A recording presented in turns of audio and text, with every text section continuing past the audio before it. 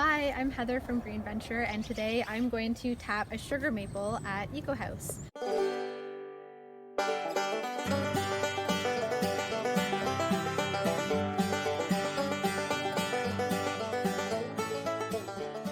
When we set out to tap this tree, first we wanted to make sure that we have the right type of tree.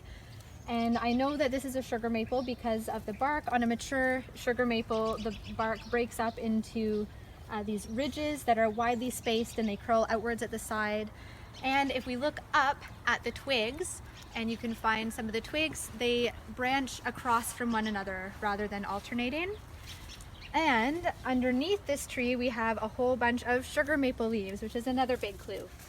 So this here is a sugar maple leaf. It has that maple leaf kind of look. It looks a lot like the leaf on the Canadian flag. And when you look in between the major points, it has a smooth U shape rather than a pointy V shape. So that is a pretty good indicator that we're looking at a sugar maple.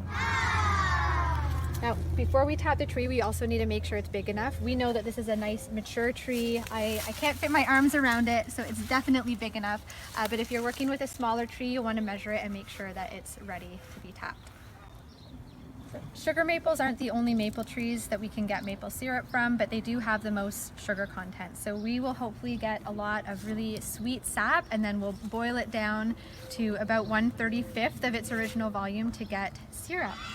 And we can only do this right around this time of year when it's cold overnight, below freezing overnight, and warm during the day. Because at this time of year, the tree is taking all of the sugar that it put down into its roots to store over the winter, and it's sending that sugar back up to help the tree wake up for the spring. So this is the only time of year that we get that nice sweet sap moving upwards from the roots.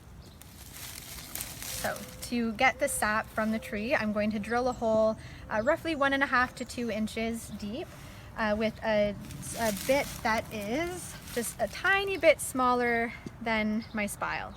And it's going to be at a slightly upward angle so that the sap can drip downward into the bucket and approximately at waist height.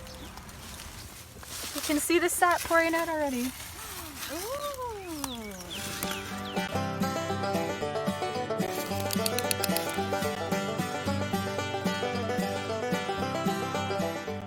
So we hang the bucket from the hook to catch the sap as it drips out, and the last thing we add is a lid to stop snow and rain and twigs and other things from falling into it. So check back with us in a few days and we'll collect the sap and start turning it into syrup. Oh wait, come look at the sap, it's dripping.